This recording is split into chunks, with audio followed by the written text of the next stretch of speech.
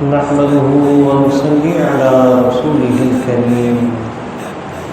أما بعد قال الله عز وجل في القرآن العظيم والفرقان الحميد أعوذ بالله من الشيطان الرجيم بسم الله الرحمن الرحيم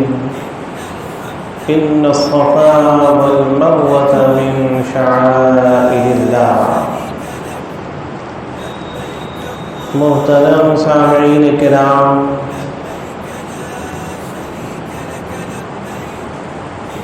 اللہ تعالیٰ کے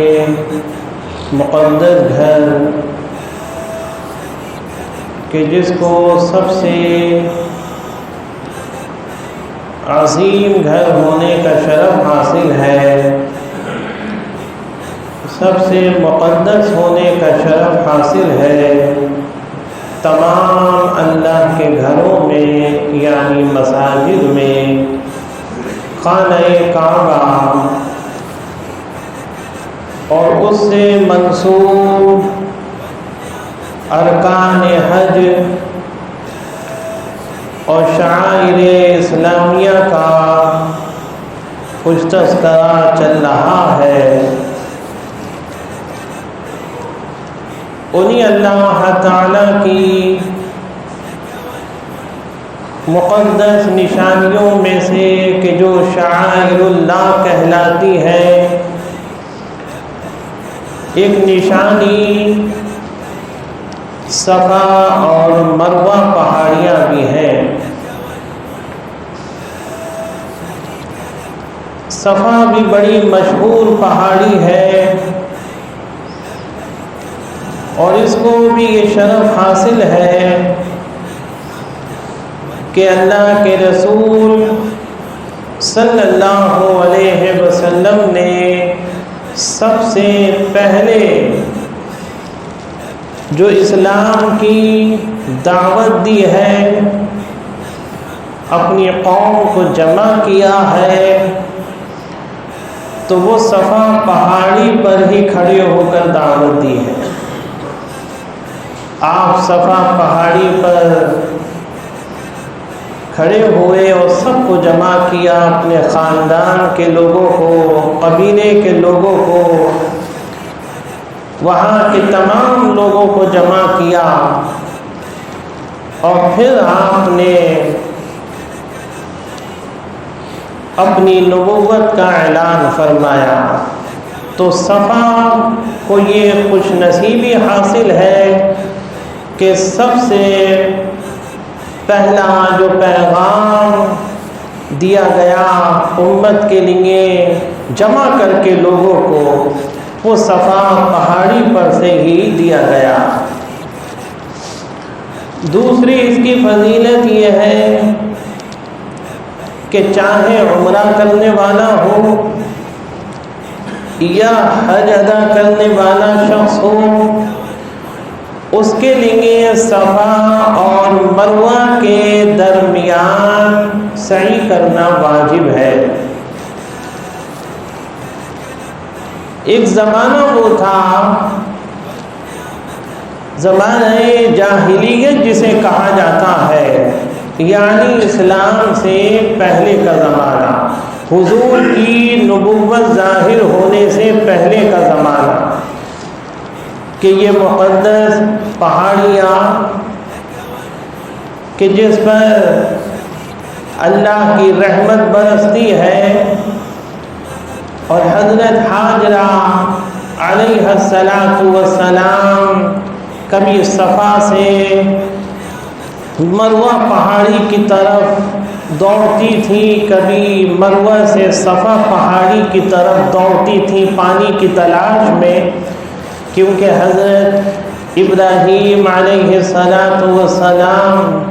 اللہ کے حکم سے اپنے شیر خوار بیٹے اسماعیل علیہ السلام کو چھوڑ کر اور حضرت حاجرہ کو چھوڑ کر وہاں سے اللہ کے حکم کی تعمیل کرتے ہوئے چلے گئے تھے۔ تو پیاس کی شدت ہوئی تو حضرت اسماعیل علیہ السلام کی تشنگی کو دور کرنے کے لیے اور پانی کو تلاش کرنے کے لیے کبھی صفا سے مروہ کی طرف حضرت حاجرہ دوڑتی تھیں، کبھی مروہ سے صفا کی طرف دوڑتی تھیں۔ تو زمانۂ جاہلیت میں کیا کیا کہ ایک بت صفا کے اوپر رکھ دیا تھا اور ایک بت مروہ کے اوپر رکھ دیا تھا، اور وہ جب آتے تھے خانہ کعبہ کا طواف کرنے اور صفا اور مروہ کے درمیان سعی کرنے کے لیے، تو وہ جب صفا کی طرف جاتے تھے تو اس بت کی نیت کرتے تھے، جب مروہ کی طرف جاتے تھے تو مروہ پہ جو بت تھا رکھا ہوا اس کی نیت کرتے تھے، کیونکہ 360 خانہ کعبہ کے اندر پہلے سے خود بت رکھے ہوئے تھے۔ ایک صفا کے اوپر رکھ دیا تھا، ایک مروہ کے اوپر بت رکھا ہوا تھا، اور برہنہ طواف کرتے تھے بغیر کپڑوں کے۔ تو 360 خانہ کعبہ میں بت رکھے ہوئے تھے، تو وہ طواف کرتے تھے، ان کی نیت کرتے تھے۔ جو 360 بت رکھے ہوئے تھے ان کی نیت کرتے تھے، استغفر اللہ معاذ اللہ شرک، ان کی عبادت مقصود ہوتی تھی۔ اسی طرح صفا اور مروہ پہ جو بت رکھے ہوئے تھے تو صفا سے مروہ تک اور مروہ سے صفا تک جو سعی کرتے تھے تو ان بتوں کی عبادت کی نیت ہوتی تھی۔ یہ نظام بگاڑ رکھا تھا اور یہ شرک پرستی اس قدر بڑھ گئی تھی، تو یہ اللہ تعالیٰ کا کرم ہوا کہ خانہ کعبہ بھی پاک ہوا 360 بتوں سے، اور صفا اور مروہ کی پہاڑیاں بھی پاک ہوئیں ان بتوں سے، اور اللہ تعالیٰ نے پاکیزگی کے ساتھ، تقدس کے ساتھ ان عبادات کو انجام دینے کا حکم دیا۔ اور کتنا بڑا اللہ کا کرم ہے، اور یہ عمل اللہ کے دربار میں اتنے مقبول ہوئے کہ حضرت حاجرہ جہاں تیز رفتار سے چلی صفا و مروہ کے درمیان، وہاں تھوڑا تیز عمرہ کرنے والے اور حج ادا کرنے والے حضرات کے لیے حکم ہے کہ وہ ذرا چال کو تیز کر دیں، اور جہاں وہ درمیانی چال سے چلی تو وہاں ویسے ہی حکم ہے۔ تو اس وقت بھی جو وہاں نظام قائم ہے اس کی علامتیں مقرر ہیں، چاہے وہ لائٹ کے اعتبار سے ہو کہ انہوں نے وہاں لائٹ اس طرح کی لگا رکھی ہے کہ اس سے یہ اندازہ ہوتا ہے، یہ علامت ہوتی ہے، یہ نشانی ہوتی ہے کہ یہاں حاجی حضرات کو تھوڑا تیز چلنا ہے، اور جہاں دوسری علامتیں ہیں وہاں میانہ رفتار سے چلنا ہے، آرام سے چلنا ہے۔ تو یہ اللہ کے دربار میں ان کا عمل اتنا مقبول ہوا،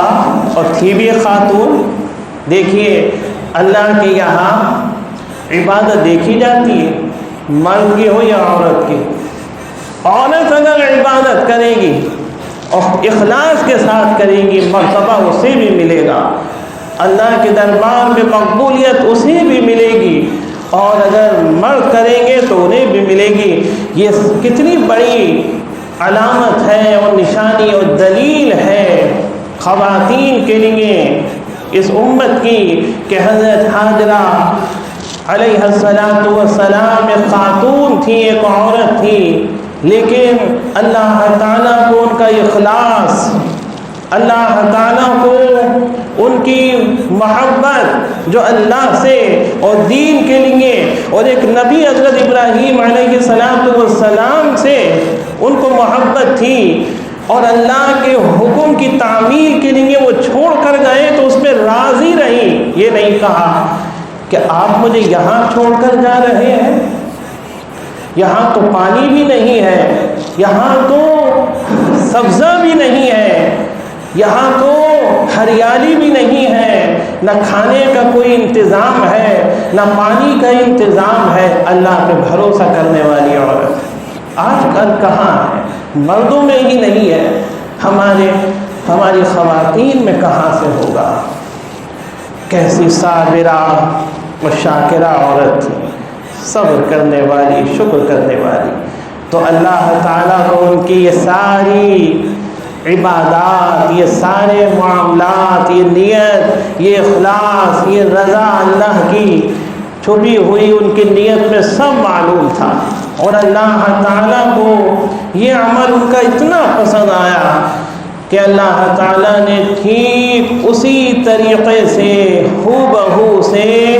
قیامت تک کے لیے برقرار فرما دیا۔ یہ اللہ کا گھر قیامت تک آباد رہے گا، حج قیامت تک ہوتا رہے گا، اور صفا و مروہ کے درمیان قیامت تک سعی ہوتی رہے گی، اور حضرت حاجرہ علیہ السلام کی یہ سنت قیامت تک زندہ رہے گی۔ تو یہ